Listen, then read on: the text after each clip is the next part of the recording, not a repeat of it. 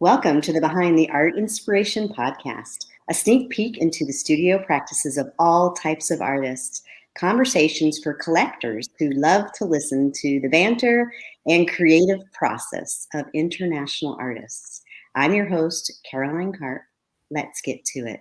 Well, hello, everyone. This is it's season 2, episode 2 of the Behind the Art Inspiration podcast. In this episode, I'll be virtually traveling from my Safety Harbor, Florida studio across the world to Glasgow and into, well, we're not going to be in the kitchen, we're going to hear about being in the kitchen with Renu. And I hope I pronounced that correctly. Renu tantalizes the senses with her beautiful images of food and incredibly delicious recipes. And Renu is going to tell us about her why story about what she does. So we're going to start with that. And please let me know if I pronounced your name correctly. You did. Thank you for having me, Caroline. I get a lot of people, Renu. If you're Scottish, it's hey, Renu. So you get that. And my mum, Renu with an A. So thank you for having me and speaking about my journey. I believe my why has really established a lot more through lockdown. And it's probably made me a little bit more clearer of why I do what I do and how I love it as well. And my why basically started with the whole imposter syndrome of, I want to do a blog. I really want to do this, but I talked myself out of it for so many months. What if this? What if that? What if no one watches? What if nobody likes this?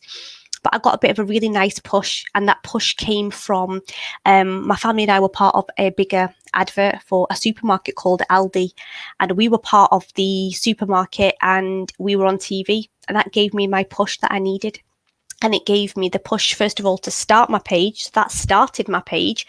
But lockdown and being at home, visibility of the fridge, brought out the reason why I do it. It probably brought out my niches, my pillars of why I do what I do. Food waste, quick recipes. What ultimately we all want is quick, easy recipes. And that's what it's about. I cook with love. I cook from my kitchen. And I don't cook for the gram. I don't cook let's just make this like food that everybody goes, I'll never be able to recreate that, or I'll never be able to eat that in my house. You want to make food that people can relate to and that you relate with a colourful, bowl. That's how I see things. Rainbow food, something that you look and go, wow, I want to eat that right now. Yeah, and I think I first encountered you on Clubhouse. Yes, that's right. And I think one day I was actually doing my own meal prep so that I'm, when I paint, I don't want to think about what I'm going to go eat. So I just open my refrigerator, I have my food made, and I've actually gotten some really interesting and cool recipes from listening to you and then looking at your Instagram, it's just art in itself. Talk about being a visual artist and loving to see visual things. The way that you create your food is what is so enticing to me as an artist and why I wanted to bring you here on the podcast. And one food in particular that is just a salad in a jar. Yeah, totally. We look with our eyes. That's what's tempted you. It's the colours, it's the styling. And again, something I learned when I invested in me. So last year, as part of the pandemic started, lockdown 1, I lost my job. And at that time, it was homeschooling and everything. And that's when I really took my Instagram serious, because I was in a position to be, I hate to use the word the influencer, but I was in a position where people were going onto my page for some inspiration. So I invested in me, and what that meant was I invested in how to style photos, how to style food, how to buy over-the-priced crockery and, buy some plates that for my type of styling, and learning all about the right colour plates that match with food and textures and layers and how to style things. And it's all about stacking. It's all about visualising a dinner plate that will make you want to have it. So whether that's like a double stacking plate, whether that's some linen or cutlery, it all comes together. So you're painting a picture for somebody to come and try your food. And that's exactly what I try and do. But I learned that by investing in me, the time, the money, And it's a skill now that people come to me and say, I love the way you style your food. And I thought, gosh, I would never have probably titled myself as a food stylist or food photography, but somehow people are coming to me and say, how would you do this or how would you do that, which is really, really nice. So I think it comes part of the parcel. It's like if you have a cake, there's probably about 10,000 ways you could probably style a cake. And my phone's now probably full of more food pictures than there are of my children. And I don't even have a fancy camera. People say eventually, maybe I'll move to that. But at the moment, I just use my iPhone, and I'm learning again how to style that and utilizing my own skills. But I do, if I am thinking of a recipe, then I think about it in my mind, how I want it to sit. And I style it in my mind first. And then it looks okay. Sometimes it works and goes, bingo, that was right on the spot. I got the golden shot. Sometimes it doesn't. So I then take different variations, because then once later on, I look at my pictures, I'll go to edit. If I'm working with a brand, I send them options, and then it gives me a choice too. Tell me about working with a brand, because, artists may be listening to this, including me. And how do you position yourself to start working with a brand? So last year when I was made redundant, again, I didn't know anything about the possibilities to go out and work with brands. As a food influencer, I didn't know that was even an option until one of my friends reached out and said, well, you need to be at a particular point, because I just thought you had to have a big account, you had to have a massive following on Instagram. Unfortunately, everything is metric generated, and I thought, oh, I need to be in this. And she says, no, you can do as small as 3,000 followers to start off with. So I said, okay. And I started off doing a few little apps which I downloaded, and it was quite hard. It was hard work, but it gave me the experience where if someone was advertising, just say this cream, and it's a food cream, and I had to go and buy it first. I had to utilize it, create a recipe, style it, and then send that off to this app, and then they'd accept or decline. And then I thought, okay, I was getting a few of them that liked it. I was new. A lot of companies then started reaching out, hey, you're a new food blogger. And when you're under a certain amount, you're a micro blogger, and people like to work with them because you work from your heart. You're 10 times working harder than a bigger account. And I got sent a few gifted, and I was really excited. Every day I'd get a package. I was like, oh, what's at the door? Oh, this is great. This is great. And then after a few months later, I thought, hold on a minute. I give it my all, 100%. And I'm spending hours, and I was spending 6 hours plus doing these things. So if someone would send me something, someone sent me some flour, I'll think, what can I make? And then I'm thinking of a recipe, then I'll try it. Sometimes it doesn't work out, and then you've got to try it again, and then you go and style it, then you cook it, and then you take pictures, and then you think about a caption, then you think about your hashtags. So all that duration does take 6 to 8 hours. Well, it does for me. Yeah. And then I thought, 1 minute, I'm actually spending a lot of time, and people are not realizing the sacrifice that you're away from your family, away from doing other things in family time, and your value on time. So I thought, I need to start putting a cost. So then I started reaching brands started reaching me as I started to grow. More and more people saw, oh, we saw this, we liked this. And that's how you kind of get noticed or explored.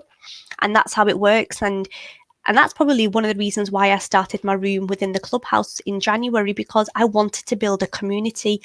And I got past that 10K mark last year on Instagram after working and pushing hard. And I've had, touch wood, I've had really great opportunities to work with brands. I've worked with Marks and Spencer's, Waitrose, McCain's Chips, Cook's Matches, Circle on Pat. All of these brilliant brands wanted to work with me. And then I get asked, how did you do this? How did you do that?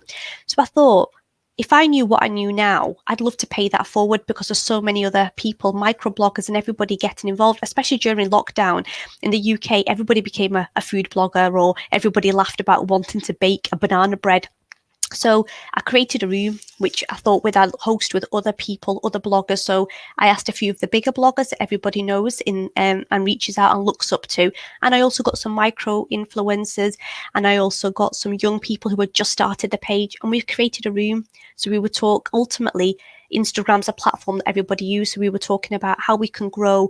One day we talked about, which was probably a lot hard for a few people, we talked about clarity on when to charge, when you should work for free. And ultimately, we were trying to tell people you have to place value on your time. That's what it is. There's a cost to your time. Mm-hmm. So that's what we did. Yeah, absolutely. And, it is that fine line of when do you do things for experience, and then when do you pivot and start asking for money to do things? Totally, because I think brands, if a brand could do it for free, they would at the end of the day. And you've got, as an influencer, what we said is you've got to ask. So the awkward question is, do you have budget for this?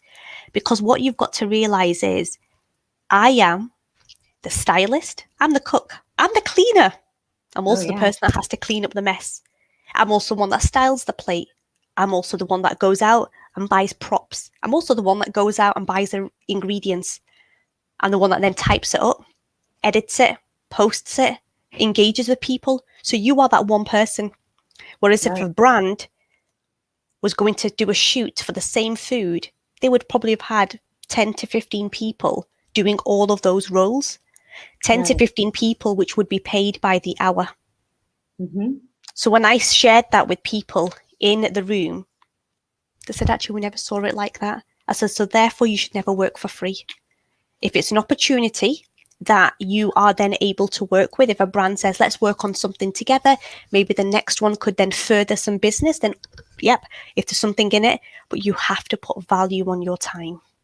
Sometimes it's saying no as well. That's hard, and walking away. And sometimes I've had to say no. Well, they've said no to me, but you know what? If it's not meant to be, it'll not go by you. And that's what I believe in. But that comes with confidence. That comes with time and experience. Right. So tell me about your favorite dessert recipe, because I love desserts. Dessert recipe. I was always more of a savoury person. Okay. And that's always me being savoury. But one of my favourite desserts that I've actually made was my 3 ingredients scones. And it's made simple. 3 ingredients, because I love a cup of tea, scone, and jam and cream. And honestly, it was amazing. And the fact that I did it as a quick 3 ingredients, everyone's like, what? 3 ingredients? What's the secret ingredients? I was like, lemonade. That's all it is, lemonade. So, yep, flour, cream, and lemonade. I should have said, I should have left that bit out and you could have just watched but yeah, that's it. It's as simple as that. Okay. I was going to infuse it with chai spices, but I love to experiment. And when I shared that, because people ultimately have the fear, whether it's in baking, whether it's in new spices or flavour, people always have the fear of think until they get past the hurdle. And when I made that, it's the joy that people recreate it and then tag me in it. And people have recreated that and said, thank you so much. My friend's coming over for the weekend. I think I might make that, because it's nice. You have a cup of tea, you have something sweet. It just goes in hand. That gives me the satisfaction knowing I genuinely do a shoulder dance every time someone tags me in some food. It's funny because during lockdown, at one point I had both of my sons here, but at another point I had one. Sebastian was here, and we equate lockdown with lemons. For some reason, we just kept ordering lemons, and he became the baker in the kitchen, and he found all different ways to cook with lemons, but we didn't know your way. So that's really funny, because I would never have thought of using those 3 ingredients. Yeah, totally. That's funny. If you did lemons, everybody became a baker in lockdown. In the UK, it became bananas. Everything was banana bread. I think everybody was maxed out with seeing banana alternatives. And I think I went through a phase of, this week's banana recipe is going to be a smoothie, or this week's banana recipe is going to be this. So that's what we kept doing as well. Mm-hmm. Yeah, and I really kind of enjoyed lockdown, just to be able to be in my studio painting, and that's when I started my podcast. So you started your food blogging and whatnot, and I started the podcast. I think it's the time people need that. They do need something. They need a bit of an outlet. They need a bit of a relief of something different to the norm, or taking you away. And cooking did that for me. Painting does that for you. I mean, your pictures behind you look absolutely amazing. And if you just had like a video live, just something as simple as watching somebody paint, I bet so many people would just tune in and watch you, because you were taking everybody out of the moment and taking them somewhere else. Yeah, I became a videographer. So I Wow. videotaped my entire process of the 20 paintings I made. And I also became a photographer, like, because I needed studio shots for advertisement, right? For marketing. And so I started taking selfies of myself in front of my artwork. I got really good at it too. Brilliant. And it's such a skill. It's just definitely a skill to have. And I think I'm just going to plug my iPad charger in. It's a skill. There we go. It's a skill that you need for sure in life. And that's something I didn't think that I could do. I would love to be able to learn how to do, to buy a camera and do that, because a lot of people have elevated their photography skills to the next level. And I think I need to do that with a camera. But at the moment, my iPhone works. And at the moment, I've seen and heard other people, the amount of tricks that I've heard or things that you can do with your iPhone. It's just learning how to do it. And I think it's how you do things. So one of my, like you said, the salad jars, it's something I do all the time. And I just visualized it with props. And that's what entices people. I went out into the shops when it was first open, and my husband's like, treat yourself, it's your birthday. What did I come home with? No clothes, no nothing for me. I came home with props. And he was like, really? I said, no, I just needed this marble slate, or I just needed this.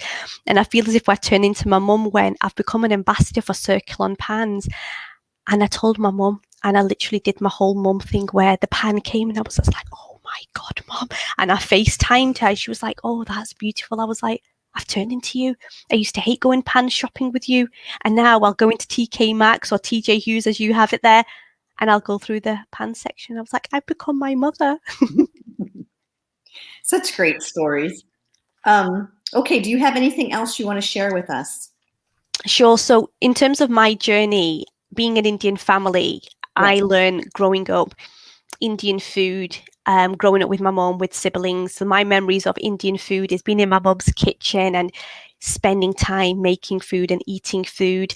And they're the memories that I love. I was always the one that was in charge of the salads and the condiments. And I think that's why I love that whole street food, tangy food, for Indian, like samosa chaat and samosas. I love that. And I love that. And I think moving then out of my mum's family and I moved to Glasgow in Scotland, you realise I'm now the mum. I'm now having to make for myself. So I'm so grateful that we've got FaceTime where I can say to my mum, how did you make this? And how did you make that? But now that I'm a mum with my children, I want to be able to recreate those memories that I had growing in my mum's kitchen and, and doing things like that with the element, obviously the Scottish twist with food. So all I want is for people to be able to love the food that I create, and it's all about remaking. Today I shared a 5 ingredients, how to make an easy cake, and people can relate to that. Whereas if it had 18 ingredients, you'd go, oh, that's nice. Maybe I'll try it one day. But that's what you want. You want to be able to create that, oh, wow, oh, that looks easy. And then that's what fills my heart. I made masala crumpets just as let me just try this. And people went absolutely bonkers. One that you shared earlier. Oh my God, what a great idea. I had about 10 people making it. Someone's making it for this person. And see, small things like that is what it's about. It's what makes me do my Instagram. It makes me go, today I'm going to be making this. I'm going to be doing this. Or, lockdown showed us more visibility to our fridge. So I'm all about food waste now. And I would never have thought food waste would be one of like my pillars or something I would concentrate. But we've been at home and I had leftover potatoes. What can I make with it? My husband's like, could you not just bin that one potato instead of spending an hour thinking about what you want to make and going out to get the ingredients? I was like, no. So I made potato rosties and they came out amazing and we ate them and enjoyed them. So yeah, sometimes I probably spend more time than I need to. I probably second guess myself, but I love it. I really enjoy it. And the satisfaction I get from my message saying I made it or I made it for my mom or my friend, that just brings you a different level of joy. Yeah, well, I have a special request. If you have a recipe for, I would like some oatmeal, some sugarless, but not with a substitute, not like with a sugar substitute, but a sugarless oatmeal chocolate chip cookie. Yes. That is for breakfast, like is hearty and good for breakfast. Yes. 3 ingredients I've got: oats, bananas, and have chocolate that. chip. That's it. Yeah, that's it. So just mix. I always dry roast my oats. Okay. Ripen bananas because they're already sweet. Mix them in. Handful of chocolate chips, Nutella, whichever you'd like to add. The chocolate chips are great. And then you would just spoon them on and then just bake them. I think it's like 12 minutes. I've made them as well. They're so good. It's on my Instagram page. Oh, I'll go check it out because I've been craving that. Yes. I like the sugar. Yeah, and they're really healthy and they're filling. Mm-hmm. Well, it's been so great talking to you. And I want to thank everybody for watching and listening as I share my love of fun, connection, collaboration, and in this case, food art. It would be great if you were subscribed to my podcast. Being a facilitator of conversation, each week I pose an open-ended question in my true Caroline style. It says, send me a one-sentence blurb about you and why you do what you do. And the conversation flows from there. So once again, thank you so much for joining me today. And see you next week. Thank you for having me, Caroline. Thank you. And don't go anywhere. I'm just going to end the broadcast.